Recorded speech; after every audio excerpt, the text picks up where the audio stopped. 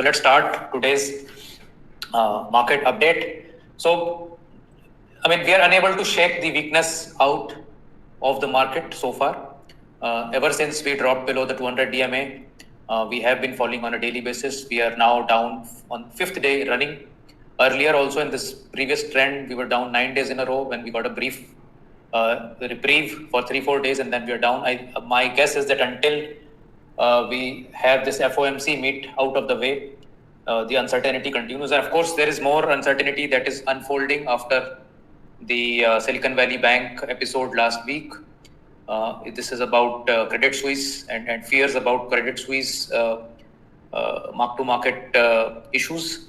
So something or the other narrative is playing out in the West. And while there is no talk about any problem in the Indian market as such, the headwinds from the global markets continue to haunt us.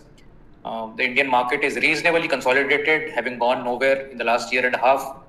The earnings have caught up. Meanwhile, we've done some time correction. So my sense, and if I were to speculate on this, is that we really don't have much way to give up in terms of, we are probably very near some fair range of the market. But when markets go in extreme greed or extreme fear, then any level can come. So like we saw in the COVID fall in March 2020, we dropped 35-38% out of nowhere, and we then equally sharply we moved back up from there, from 7,500 Nifty, and went all the way to 18,800. So you will never be able to foresee what will happen in the market. And that is the whole thesis of the momentum portfolios that we have, is that we cannot really predict the market. All, the analysts and all the researchers, the forecasters put together have never been able to pinpoint what's going to happen in the market. Yes, a bunch of them is always right, and that will always be the case by the nature of probability. If 1,000 people make a prediction, 200 people out of that, 20% Pareto's rule will always work. So that is not really, a convincing way of playing the markets for us. We believe more in the power of what we call BPC principle, Bhao Bhagwan Che.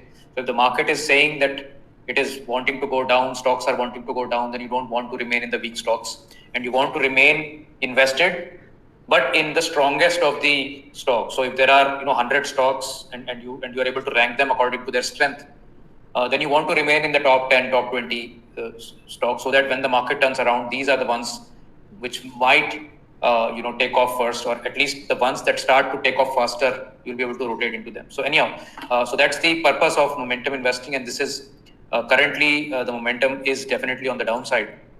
But within the Nifty 50 today, we had a sense of green on the screen. So we saw some good gains in steel stocks, cement stocks, commodities, some consumption stories, the infrastructure. The Nifty small cap 250 is hovering around this support region. It has tried to break through on several occasions. It is still there. So if this particular region breaks down, then of course it could be a sort of a bigger fall post this. But one can only sort of hope that doesn't happen. On the banking index, the lows of the previous falls have been broken, so we are making lower lows on the banking index. We are below the 200 DMA. So when the banks are weaker, of course we are nowhere near as weak as global banks are right now.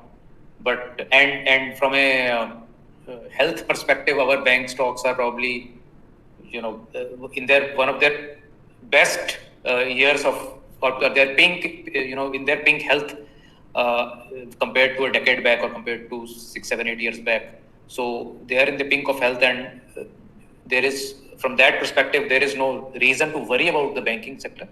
But of course, the headwinds from global markets is causing more pain, and the extreme pessimism and extreme sort of fear index that is building up will probably result in some capitulation at some point and some bottom getting made. But how and when we get there is something that we really can't pinpoint.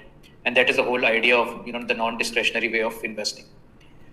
So the sector data, you can see metals were the only sector which really performed well today at plus 1.8%. Public sector enterprise, commodities, pharma were also up. The worst sectors were real estate, bank nifty, including private banks and PSU banks, FMCG, autos. These are the ones that really dropped out. And overall, on a weekly, monthly, 3-monthly basis, everything has been washed out. Double-digit losses on a 3-monthly basis.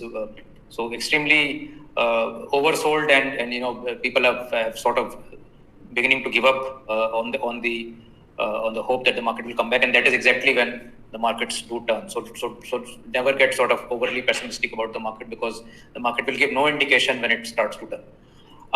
In terms of the performance metrics today, most strategies did better than the benchmarks. MI Evergreen here in the large and mid cap strategy. So whoever is not is new to this weekend investing strategies and performance metrics, we essentially have all our